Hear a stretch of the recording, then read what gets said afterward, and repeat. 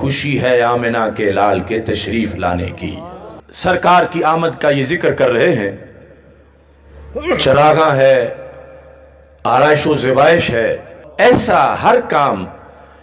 جو ناجائز نہ ہو، شریعت نے روکا اس سے نہ ہو، وہ شریعت سے ٹکرا نہ رہا ہو۔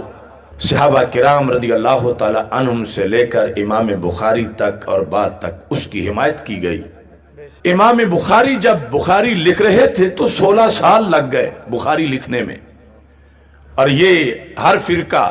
دیوبند ہوں یا غیر مقلد وہابی ہوں، ختم بخاری کے جلسوں میں یہ بات امام بخاری کی فضیلت میں بیان کرتے ہیں کہ امام بخاری کہتے ہیں میں نے بخاری لکھنے کا طریقہ یہ بنایا تھا، ما ودعت فی کتابی الصحیح حدیثا الا اغتسلت قبل ذلك وصلیت رکعتین، کہ میں نے یہ لازم کر لیا اپنے اوپر کہ میں ہر حدیث لکھنے سے پہلے صرف وضو ہی نہیں کروں گا، میں غسل کروں گا، اور غسل کر کے 2 رکعت نماز پڑھوں گا،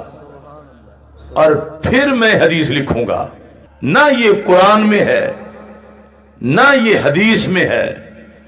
نہ یہ خلفائے راشدین کا فتویٰ ہے، اور نہ ہی صحابہ میں سے کسی ایک صحابی نے بھی ایسا کوئی حکم دیا ہے۔ اور جو بدعت کی لیٹسٹ تعریف ہے،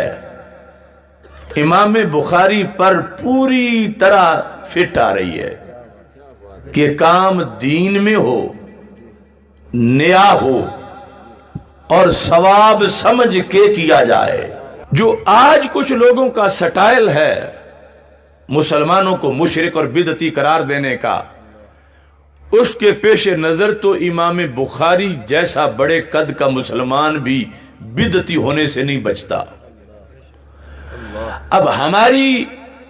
آرائش و زیبائش، یہ جھنڈیاں، یہ تو معمولی کام ہے، ہم نے کوئی نماز تو نہیں نہ گھڑی، نماز میلاد کہ 2 رکعت نماز محفل میلاد، کوئی ایسا تصور ہے؟ تو امام بخاری تو 2 رکعت نماز کتابت حدیث گھڑ کے پڑھ بھی رہے ہیں، اور سارے فرقے انہیں خراج تحسین پیش کر رہے ہیں۔ کوئی ایسی آیت یا حدیث نہیں کہ اے ایمان والو جب حدیث لکھنے لگو تو غسل کر لو اور 2 رکعت نفل بھی پڑھو، یہ کوئی آیت نہیں، کوئی حدیث نہیں۔ امام بخاری دین میں پوری نماز گھڑ کے اور 16 سال اس پہ عمل کرتے رہے۔ اب 2 ہی صورتیں، یا تو بدعتی ہیں یا بدعتی نہیں ہیں۔ اگر بدعتی ہیں ان کے بقول تو وہ کوئی اپنا اور بخاری ڈھونڈیں، چونکہ بدعتی کی حدیث تو ہر فرقے کے نزدیک، یعنی یہ جن سے ہم کر رہے ہیں بات، بدعتی کی حدیث معتبر نہیں ہوتی۔ اتنا بڑا جرم ہے بدعتی ہونا، تو پھر تو وہ امام بخاری کی ایک حدیث بھی نہیں لے سکتے ان سے، چونکہ ان کے نظریے اور دین کے مطابق امام بخاری نے 16 سال ہر حدیث سے پہلے بڑی 2 بدعتیں کی، اور بھی تھیں لیکن بڑی 2 تھیں، کہ غسل کرنا اور ساتھ ہی 2 رکعت نفل پڑھنا۔ اور اگر بدعتی نہیں، جس طرح کی حقیقت ہے کہ بدعتی نہیں، تو پھر اگر امام بخاری کتابت حدیث کی نماز بنا لینے پر اور اس پر عمل کرنا پابندی سے اس سے بھی بدعتی نہیں بنے، تو اسی بیس پر سنی اگر چراغاں کر لیں تو پھر کیسے بدعتی بن جائیں گے؟ کہ جب فلمیں گستاخانہ بن رہی ہوں اور یورپ کے گماشتے اکڑیں کہ یہ فریڈم آف ایکسپریشن اور فریڈم آف سپیچ ہے، ایسے حالات میں سنی سرکار کی آمد پر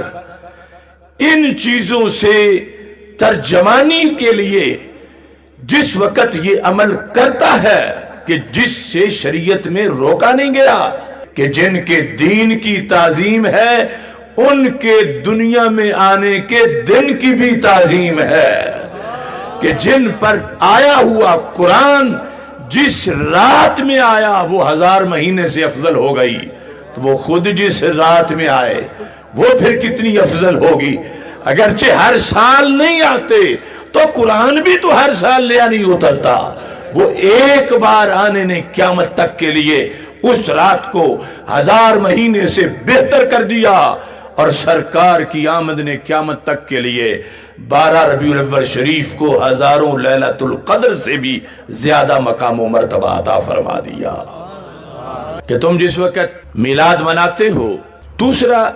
فرقہ کہ جن کو یہ توفیق نہیں کہ منا سکیں، بہانہ یہ کر رہے ہیں کہ تم کوئی حضرت صدیق اکبر رضی اللہ تعالیٰ عنہ سے بڑے عاشق ہو، انہوں نے کیا اس طرح جھنڈیاں لگائی تھی؟ پھر ان کے عہد خلافت میں اتنی بار میلاد آیا، حضرت عمر رضی اللہ تعالیٰ عنہ کے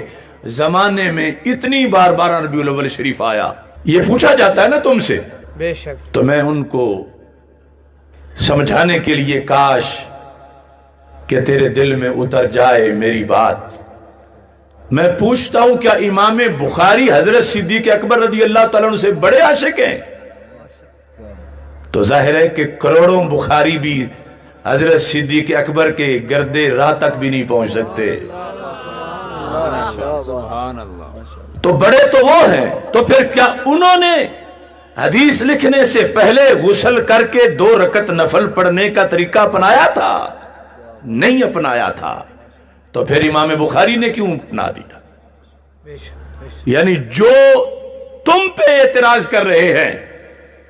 وہ اعتراض 15ویں صدی کے سنی پر نہیں، وہ امام بخاری پر ہے۔ تو میں کہتا ہوں خلفائے راشدین نے بھی ہزاروں بار حدیث لکھی، ایک بار ہی دکھا دو کہ حدیث لکھنے کی کوئی نماز انہوں نے بھی پڑھی ہو، کہ بڑے عاشق وہی تھے، مگر یہ جو کچھ کر رہے ہیں بڑائی کی وجہ سے نہیں کر رہے، یہ اپنی محرومی اور کمی کا کچھ بدل پورا کرنا چاہتے ہیں۔ جنہوں نے سرکار دو عالم صلی اللہ علیہ وسلم کا چہرہ دیکھ کے حدیث کانوں سے سنی ہو، ان کو تو اس سے ہی دل میں جو کچھ مل گیا، وہ امام بخاری 16 سال بھی نہیں پا سکے، لیکن انہوں نے کہا جب وہ وقت نہیں ملا کہ سرکار کے سامنے بیٹھ کے سنتے تو کم از کم وقت تو آپ کے تصور میں گزرے، کم از کم اس کے لیے ہم کوئی اہتمام تو کریں۔ تو